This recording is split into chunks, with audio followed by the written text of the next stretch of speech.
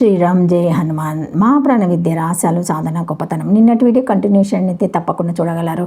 ఆంజనేయుడు రోమాన నింపుకున్నది ఆత్మారామునే కాబట్టి అందరూ కూడా ఈ మహాప్రాణ విద్యను రామనామంతో నిరంతరము అభ్యాసం చేయాలి.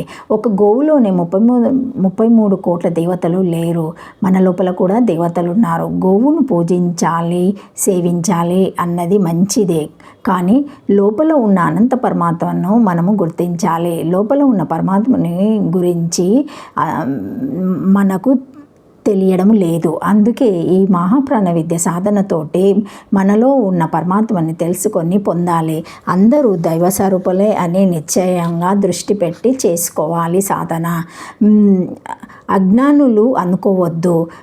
ఈ క్రియ చేసే వారందరూ కూడా ఆత్మజ్ఞానులు అవుతారు సాధన చేయడం వల్ల.